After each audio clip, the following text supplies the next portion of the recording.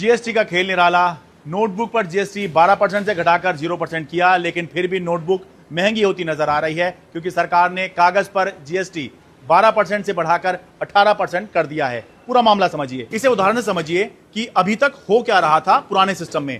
System में एक notebook बनाने वाला 12% पर पेपर खरीद रहा था और आगे नोटबुक भी 12% जीएसटी पर बेच रहा था। तो इसे ऐसे समझिए कि मान लीजिए एक नोटबुक बनाने वाले ने 100 रुपए का पेपर खरीदा और उसके ऊपर सरकार को 12% जीएसटी दी, तो 112 रुपए यहां पर दिखाई दे रहे हैं, लेकिन लागत जो आई नोटबुक बनाने वाले की वो मात्र 100 रुपए आई, क्योंकि 12 रुपए जो है 12% जो है वो उसके लिए इनपुट टैक्स क्रेडिट अवेलेबल है। अब 100 रुपए का पेपर खरीद कर जब उसकी नोटबुक बनाई गई तो वो 105 रुपए में आगे बेची गई। अब 105 रुपए के ऊपर आप 12% का जीएसटी लगाएंगे तो 12 रुपए 60 पैसे होता है, लेकिन क्योंकि 12 रुपए या 12% का जो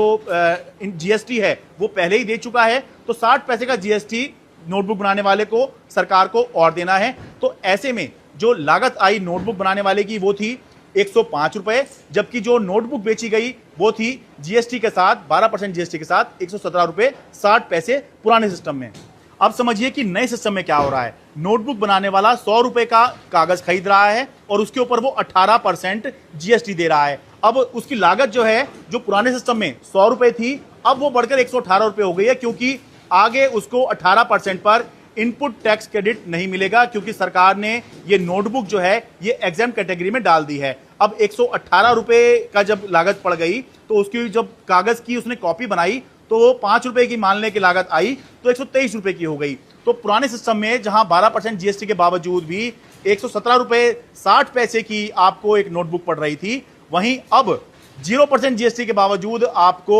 123 रुपए की, यानी कि 5 रुपए 40 पैसे महंगी मिल रही है नोटबुक, जबकि 0% जीएसटी नोटबुक के ऊपर रखा गया है, लेकिन कागज के ऊपर 18% जीएसटी कर दिया गया है। जो नोटबुक बनाने वाले मैन्युफैक्चरर हैं वो ये कह रहे हैं, सरकार ने एक नोटिफिकेशन करके ये व्यवस्था दी है कि नोटबुक बनाने वालों को 0% पर ही, क्योंकि वो 0% पर ही आगे नोटबुक बेच रहे हैं, तो उनको कागज भी 0% पर ही